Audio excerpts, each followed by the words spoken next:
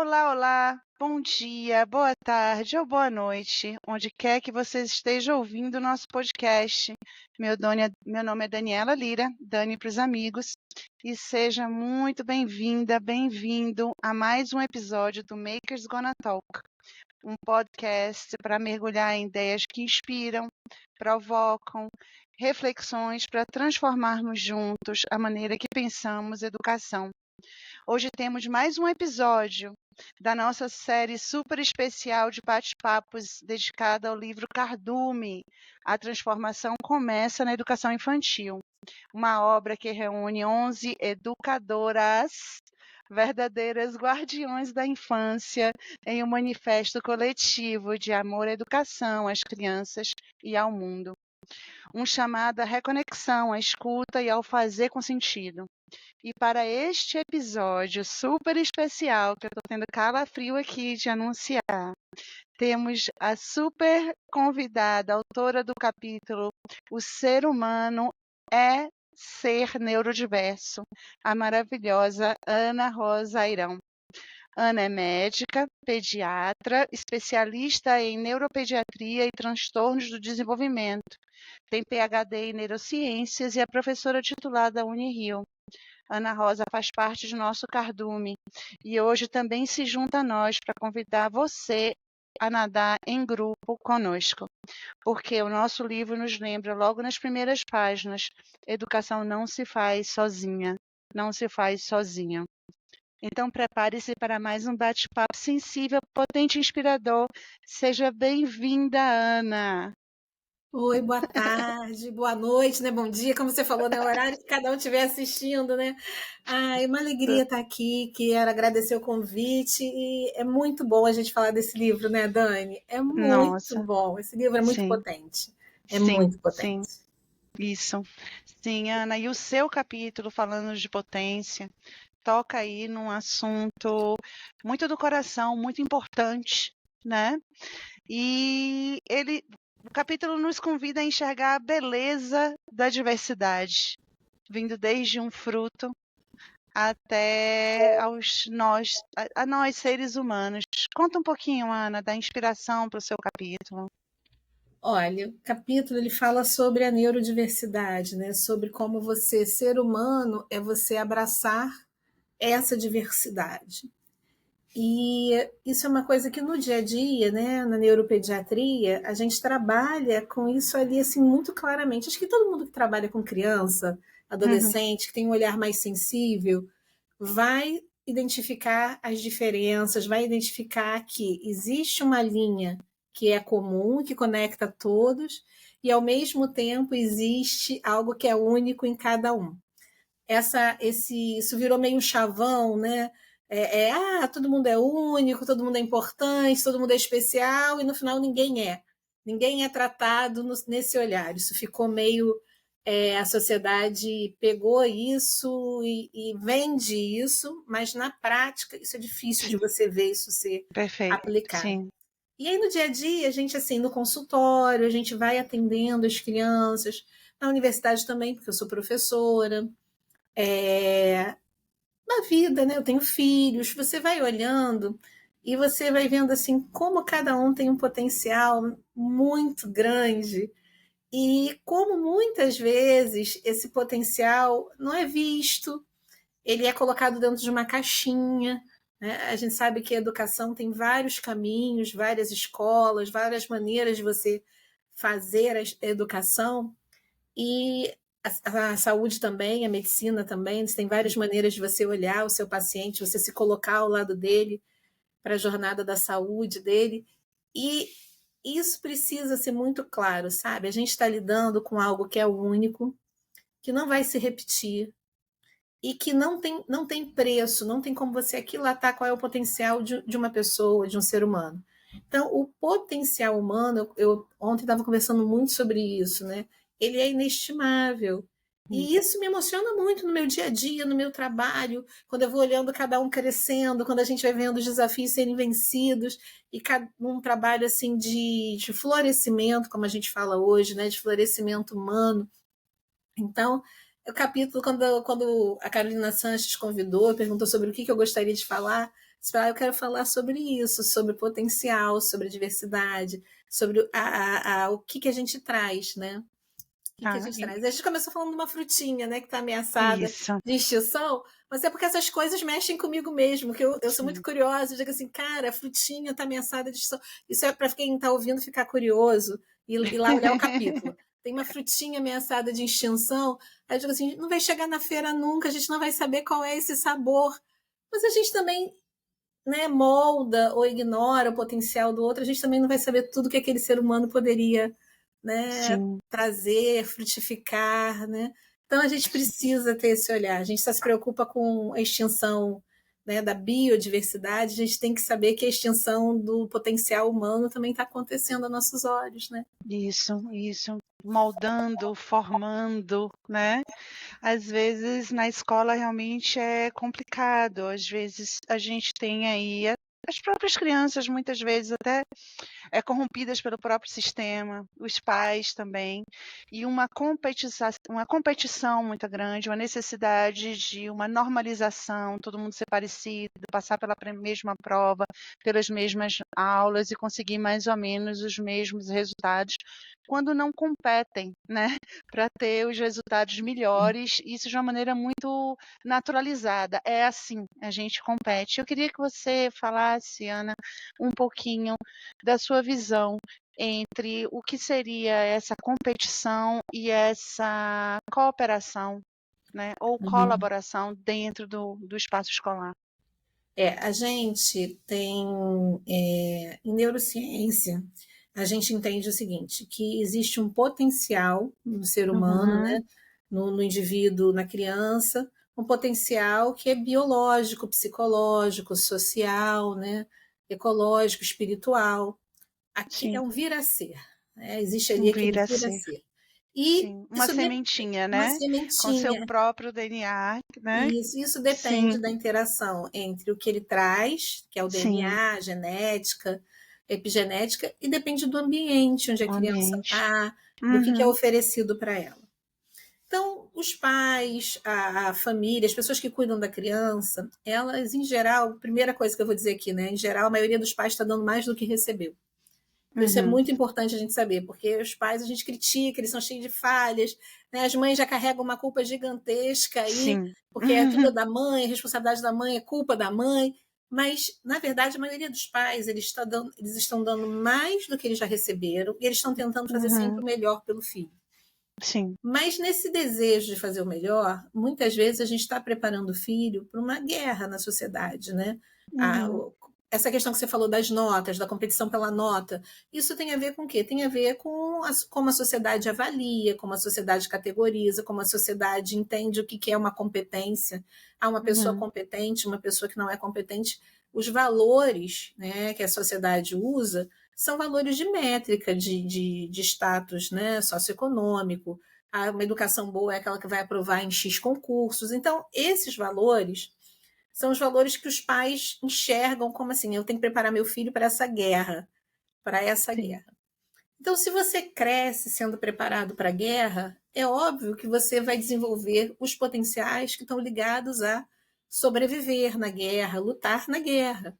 Então, desde muito pequeno, as crianças são treinadas para alcançar uma série de objetivos que são os objetivos para quê? Para quando eles forem adultos, eles sobreviverem na Uhum, concepção dos pais, da família.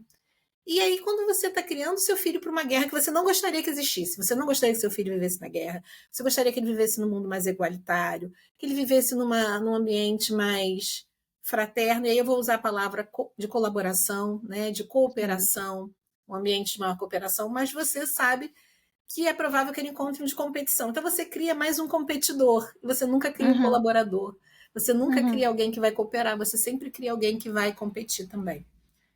Então, existe em algum momento a gente tem que entender que isso está acontecendo e ter pelo menos uma clareza disso. Por quê? Porque eu acho que nenhum pai quer criar seu filho para ser ansioso, deprimido, estressado, que é o que a gente está vendo que está acontecendo aí, esse boom de transtorno de saúde mental entre adolescentes, né? Desde a infância, mas com os jovens.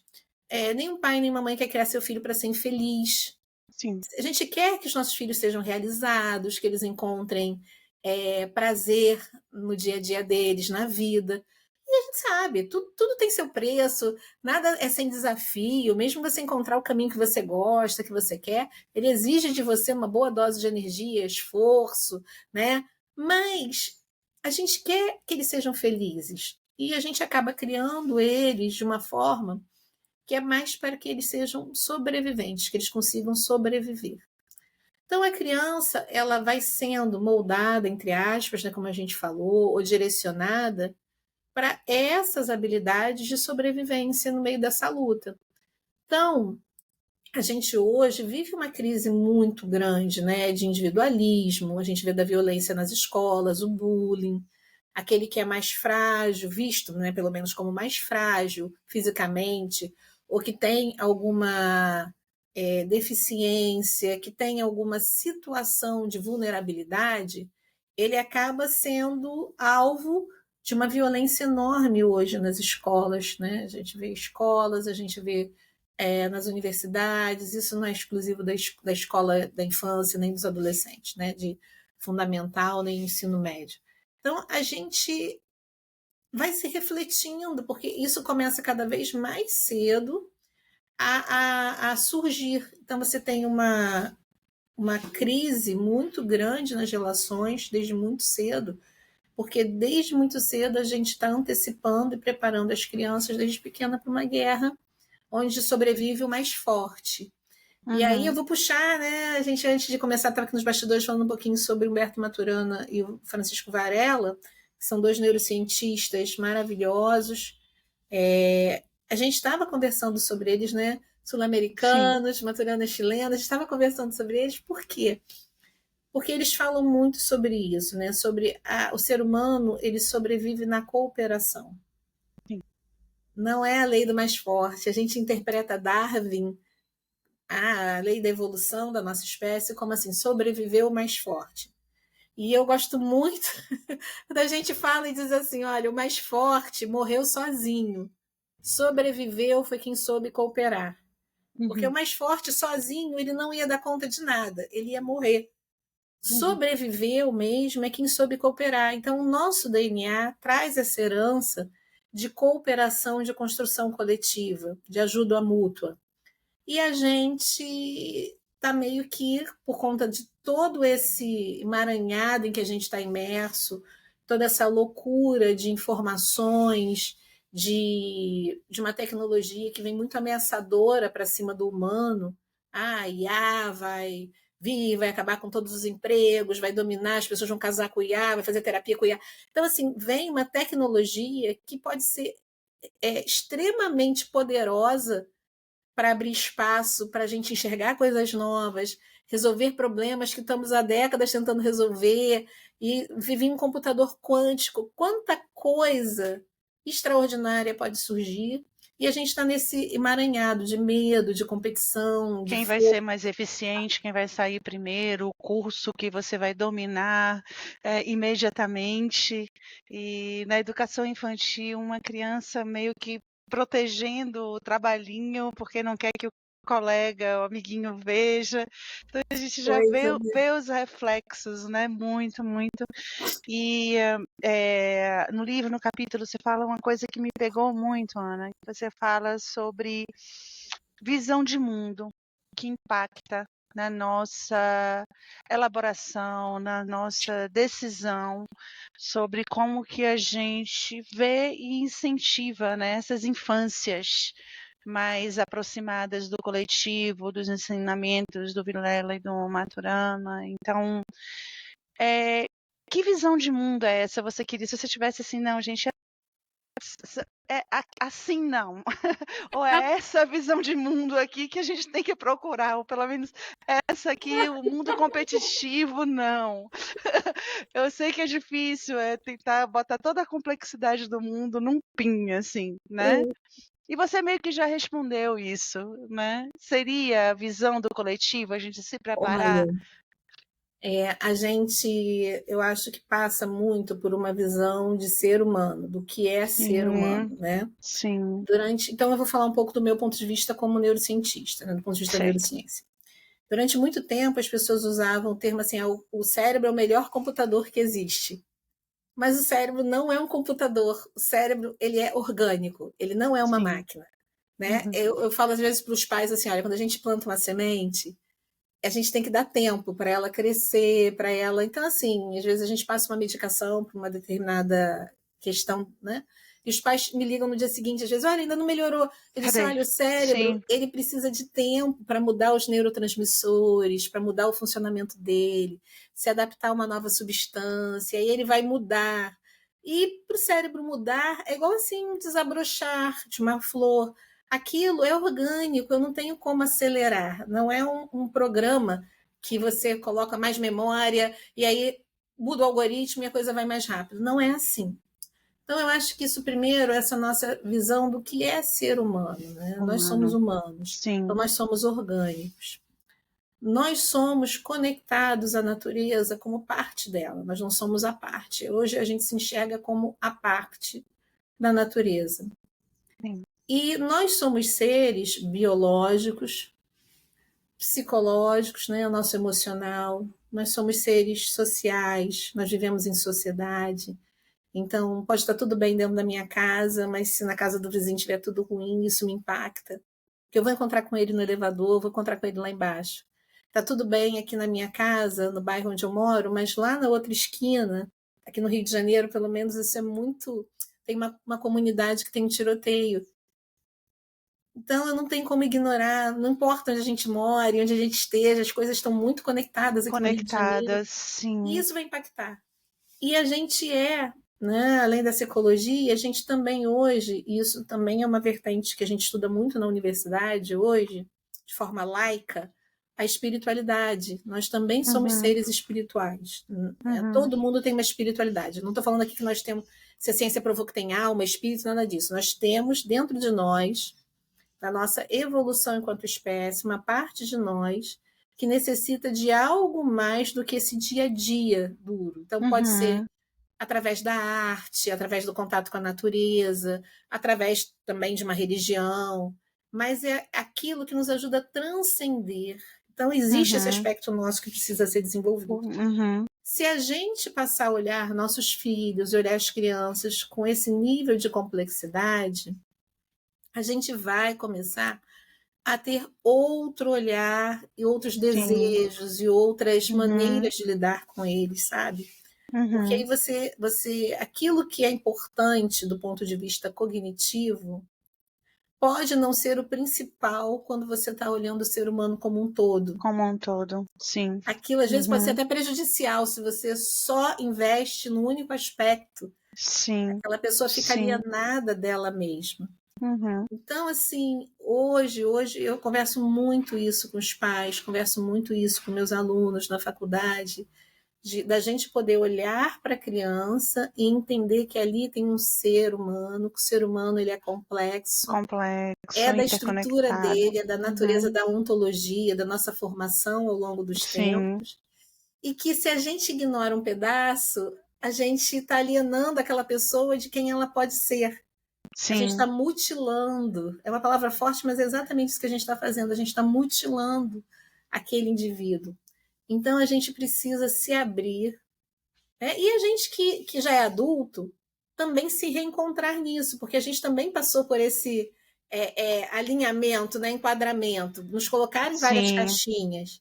Então eu Sim. converso o seguinte, que a gente precisa andar no trilho para as coisas acontecerem? Sim, mas precisa ter alguém que venha fora do trilho para olhar outro caminho. Se você só anda no Sim. trilho, você nunca vai viver nada novo. Então a Uhum. gente precisa olhar a criatividade, a gente precisa olhar a beleza, a gente precisa ter tempo de tédio, contemplação, a Os palavra diferentes poética, ritmos. Sim, sim. contemplação, para que a gente possa se desenvolver, né? Os Então, assim, rituais, sim. é complexo, é utópico, é complexo, mas as utopias só acontecem se a gente alimentá-las, né? Os sonhos só Sim. vão se concretizar se a gente Sonhá-las. alimentá-los. Sim, sim, não. E é belíssimo, né? E no mundo hoje, né, a gente vê uma correria nas escolas, assim, até entre os adolescentes aqui, falando especificamente dos adolescentes, uma necessidade de um rótulo, um laudo, né, uma resposta para dar a si mesmo, ou à família, ou à escola, né. Então a gente, não sei se você concorda comigo, nos últimos anos, a gente vê uma quantidade maior, né, de laudos sendo dados, e eu sinceramente não sei se isso aponta, na minha, experiência pessoal, chegar a um Hum. laudo foi muito interessante, né, me organizou, né. Mas eu não sei, eu queria muito um pouco da sua visão, porque eu sinto até aí entre os amigos, por exemplo, dos meus filhos, os próprios meninos adolescentes querendo ou ansiando por esses laudos, que eles cheguem, né. Como é que você vê isso, Ana, esse movimento? A- Estamos tendo laudos demais? Ele ajuda? Como é que você vê isso aí? tudo tem os dois lados da moeda, né? A primeira coisa é que a gente Uhum. tem tido mais diagnóstico mesmo. Então, para a gente Sim. falar em neurodivergência, por exemplo, as neurodivergências são aquele, digamos assim, guarda-chuva, e ali Uhum. embaixo estão cérebros que funcionam de uma maneira diferente. Só Uhum. isso, não é. Neurodivergência não é sinônimo de deficiência. Isso é Sim, importante a gente saber. sim. Então, são cérebros que funcionam de maneira diferente do da maioria. É um número grande de pessoas, não é um número pequeno, não, é um número grande, mas Pois é. menos, bem menos, né, do que o Sim. esperado, é diferente da maioria. E aí isso faz com que a maneira de se comportar, a maneira de lidar com os outros seja diferente. Sim. A gente tem aí, por exemplo, o TDAH, que é o déficit de atenção, tem autismo, tem dislexia. Então tem um grupo, né, de que são chamadas alterações do desenvolvimento. Isso tem mais diagnóstico hoje. Sim. Uma das questões de ter mais diagnóstico que a literatura científica aponta é que você tem mais instrumentos. Uhum. Então, assim, por exemplo, síndrome de Tourette, né, que é aquela dos tiques, Uhum. que a pessoa tem muitos tiques, pode falar pequenos palavrões, pode ter tiques vocais, né? Os palavrões são tiques vocais. A pessoa não tem Sim. controle, né? O primeiro caso de Tourette que você tem notícia, né, ele tem uns 3, 4 séculos atrás, a pessoa foi tida como endemoniada e foi trancada numa torre para Olha morrer. só. Então, Sim. assim, você não tinha recursos para diagnosticar esses transtornos do desenvolvimento, essas alterações do Uhum. desenvolvimento. Então, hoje você tem, então você faz mais diagnóstico. Sim. Existe muita especulação se está acontecendo mais casos, não é só mais diagnóstico, tem Uhum. mais casos. Ninguém sabe de verdade. Ninguém sabe. Ninguém sabe. Isso a ciência ainda não conseguiu comprovar. A gente sabe que o ambiente interfere. Então, você Sim. tem uma genética que, se você estiver num ambiente mais adverso, você corre o risco de manifestar mais situações de saúde mental, de comportamento. E aí, a gente começa a entrar no que é normal, né? Porque aí começa a entrar uma questão também de normativa social. Durante uma época, o Sim. que era normal hoje não é, e o que hoje é normal no futuro, talvez a gente olhe e diga assim, gente, isso o que hoje é considerado, não é, as pessoas colocam nesse rótulo, não é normal, no futuro a gente diz, gente, é mais do que normal. Então, Imagina não. existe também um Uhum. controle social que a gente não pode ficar isento desse olhar. Né? Então, às vezes, um rótulo, né, um diagnóstico, ele pode ser desde um diagnóstico realmente efetivo, que vai Sim. ajudar a gente a traçar metas terapêuticas, fazer adaptações, fazer ajustes que aquela pessoa necessita, como pode ter a ver também com padrões de normatização, você dizer o que é normal e o que não é, para você rotular os comportamentos e premiar determinados comportamentos em detrimento de outros. Então, isso, por exemplo, com as crianças com TDAH, isso é um nó, porque quando você tem TDAH na neurobiologia, é a área que controla o impulso, que ajuda na concentração, ela está menos, digamos assim, ativa. Então, todo o tratamento, as terapias, né, se usar ou não medicamentos, que nem sempre você precisa, é voltado para ajudar essa área do cérebro, você ativar mais, você fazer mais conexões, a pessoa ter estratégias para se organizar. Agora, a gente sabe também que quando você tem uma escola que tem um regime escolar mais rígido, Uhum. ou uma família muito rígida, com regras muito rígidas, você acaba tendo mais diagnósticos. Então, existe em algum momento aí, nessa fronteira, um espaço entre você, assim, o que é um transtorno e o que é um comportamento um pouco mais agitado, o que tem a ver com a própria criança, o que é da família, da escola de não tolerar e de esperar ou desejar determinados comportamentos que a criança não tem porque ela é outra pessoa.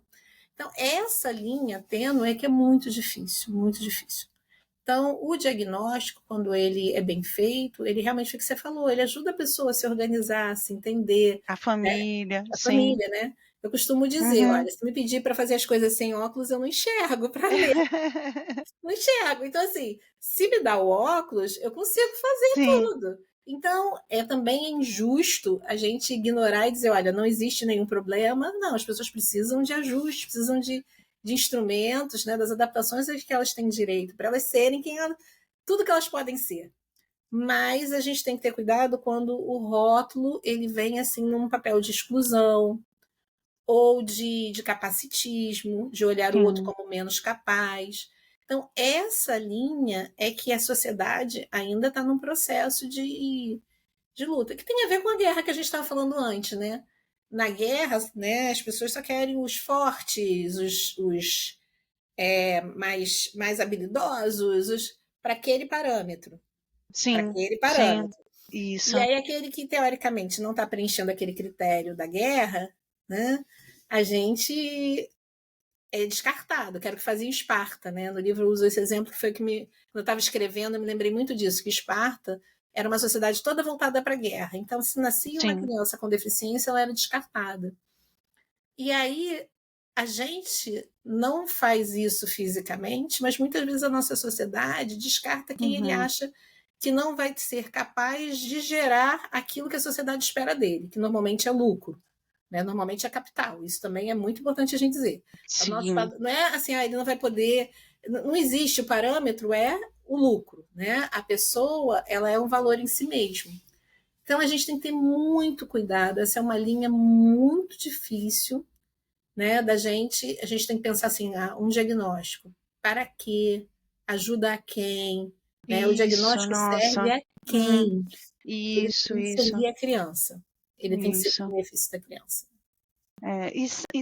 Às vezes a gente, não sei se você percebe, em sala de aula, às vezes a gente vê crianças com um discurso muito terapeutizado, né?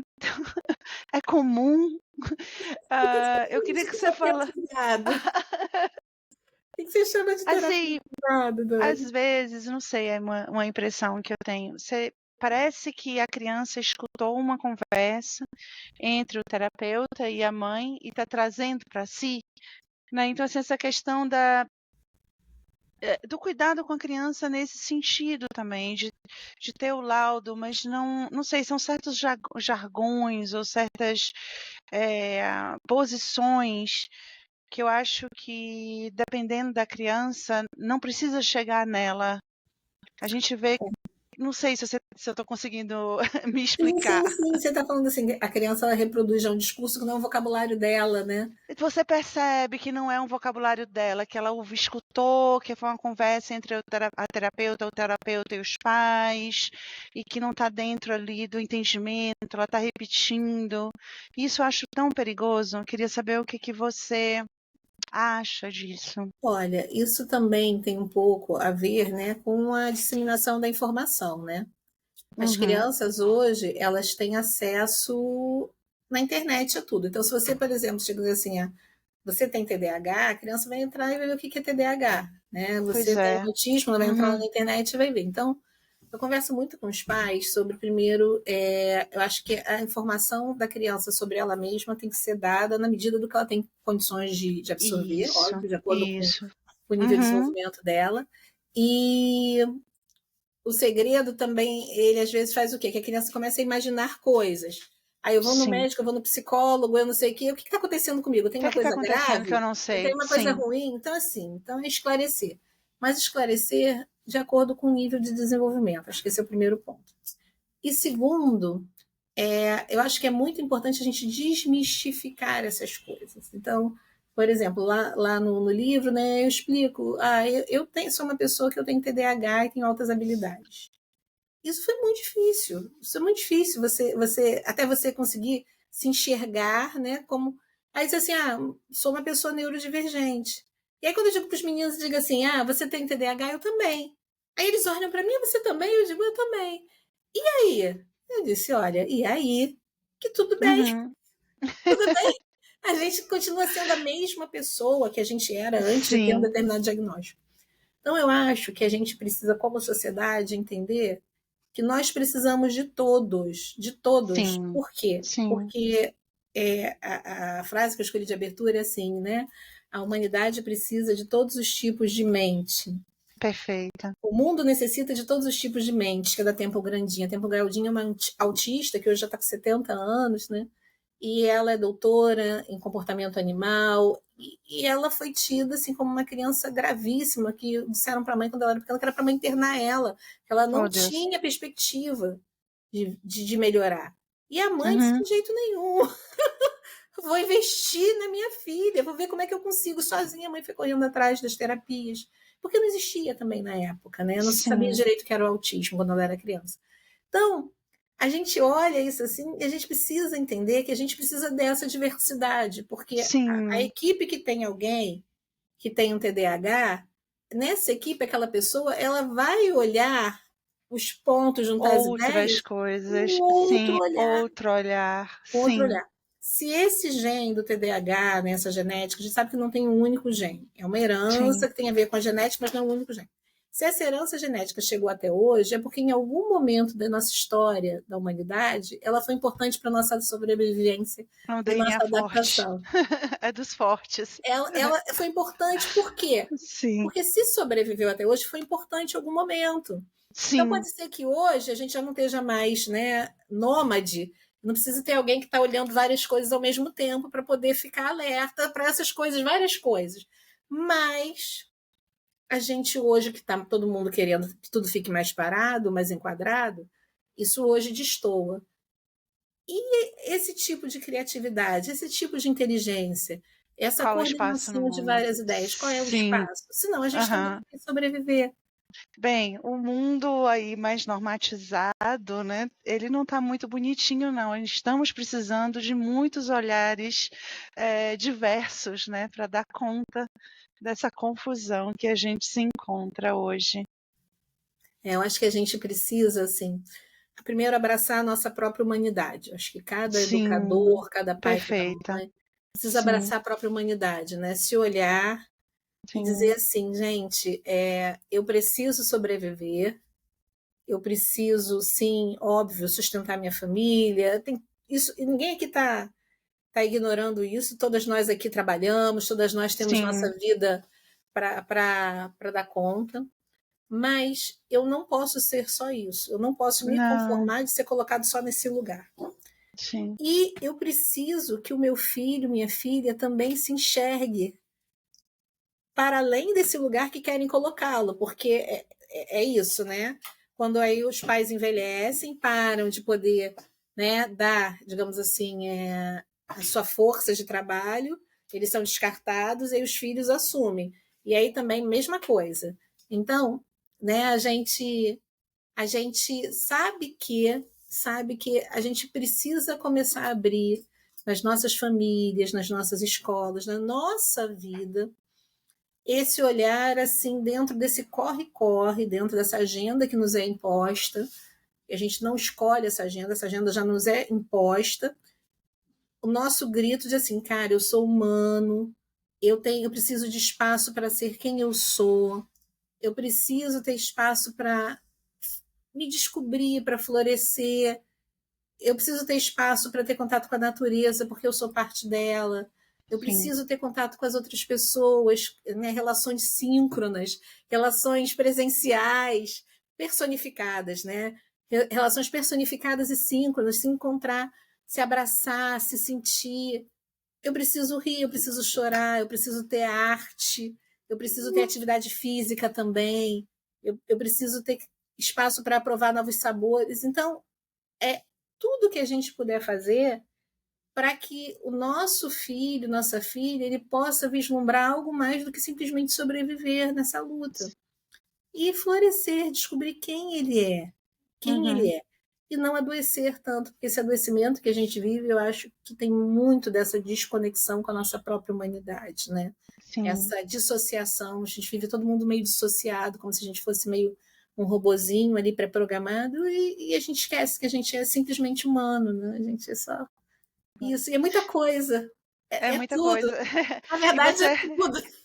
e você respondeu aquela pergunta que eu fiz lá no começo, né? Que visão de mundo é essa que a gente precisa, né, ter hoje? Um mundo mais humano, mais conectado com a natureza, com nós mesmos, né? E respeitando toda a neurodiversidade que a gente encontra, né, nos nossos pares. Cada um, né, tem um espaço a ocupar. Cada um tem um espaço a Sim, ocupar. Às vezes a gente tem crianças que têm pouquíssima, tem lesões neurológicas muito graves e tem pouca interação com o ambiente, por exemplo. E a gente vê como aquela criança, dentro da família dela, os vínculos afetivos que ela faz, a habilidade, assim, quando que ela traz de fazer os pais sorrirem, de fazer os irmãos se vincularem, né? Então, assim, às vezes a gente não tem como saber o que está indo dentro dela, porque a gente não consegue ainda acessar esses processos mentais. Mas a gente está ali vendo, né? Conforme ela está crescendo, conforme ela está se desenvolvendo, a gente vê, às vezes, só a mãe cantar uma música, o sorriso da criança que se abre. Então não importa, né? Quais são as questões, se são questões mais leves ou mais graves, não importa. Todo mundo tem a sua contribuição, o seu espaço para ocupar, para se realizar e também para deixar a sua marca no mundo. E isso é que a gente deixar, não pode sim. perder. É. E ajudar os outros, né? Eu lembro quando a minha filha, ela era bem pequenininha, ela estava numa escola que era muito neurodiversa, a escola era uma preocupação da diretora, né? E eu vejo essa convivência que ela teve, né, com tantas crianças diferentes dela e parecidas com ela nos encontros e nos desencontros ali da escola. Eu tenho certeza que isso ajudou a ser um ser humano melhor. Ela conviver com pessoas diferentes, né, com adultos diferentes, com crianças diferentes. Então, eu acho isso muito bonito, né? A questão da neurodiversidade, que às vezes não está em mim, mas ela me impacta e me melhora como ser humano, né? Só nessa interação. E você fala disso lindamente no seu capítulo, que é um capítulo muito inspirador. Queria agradecer demais. Eu acho todo livro, né, Ana, é um livro O muito livro é lindo, gostoso de ler, é todo um livro muito bom. muito gostoso, tem muitas interseções entre as falas, você traz contato com a natureza, contato com si mesmo, contato com os outros, que conversa com o que a Rona traz, com o que a Carolina traz, com o que outras autoras falam. Então, é um emaranhado de ideias que eu estou muito feliz em estar aqui fazendo esse podcast, mais feliz de estar aqui com você agora. Obrigada. Olha, foi muito, muito bom a gente estar junto aqui conversando sobre essas coisas, né? A gente precisa É, de mais espaços assim, né? isso, Porque é isso. tudo tão a realidade, né? Ela tá se desenhando muito árida. A gente precisa ter esses espaços para semear e entender que alguém tem que manter. Eu falo assim, gente, às vezes a gente não precisa resolver o mundo, não. A gente só precisa manter a chama acesa para a próxima geração que vai vir e a próxima, e a gente vai fazendo a nossa parte. A gente vai Isso. fazendo a nossa parte. Isso também Segurando um pouquinho, né? isso nos cabe. Como Segurando para ver educadora, isso se nos cabe. vamos segurar aqui um pouquinho para eles darem conta dessa bagunça, poderem chegar lá, poderem ter mais uma história para contar. Ana, agradecer demais sua presença, né? E falar que chegamos ao fim de mais um episódio do Makers Gonna Talk. Já agradeci e vou agradecer de novo a presença da Ana, que tirou um pouquinho do tempo sagrado dela para trocar essas ideias maravilhosas com a gente hoje. Um agradecimento especial à Sora, que hoje está lá nos bastidores, coitada, sem voz, dirigindo o episódio, e também a nossa equipe do Thomas Maker, que nos apoia sempre aqui na produção. Obrigada, Dan e Sara. Arrasaram. Você pode adquirir o livro Cardume no link de nossa bio aqui na descrição desse episódio. O Maker Gonna Talk é produzido pela equipe do Thomas Maker, com episódios mensais disponíveis em todas as plataformas de podcast. Basta você nos favoritar em sua plataforma favorita. A gente se vê no próximo bate-papo da série Cardume, que você vai saber quando, nos seguindo nas nossas redes sociais. Um grande abraço, um beijo, Ana. Um beijo para vocês, um beijo para todo mundo que está nos ouvindo. Vamos.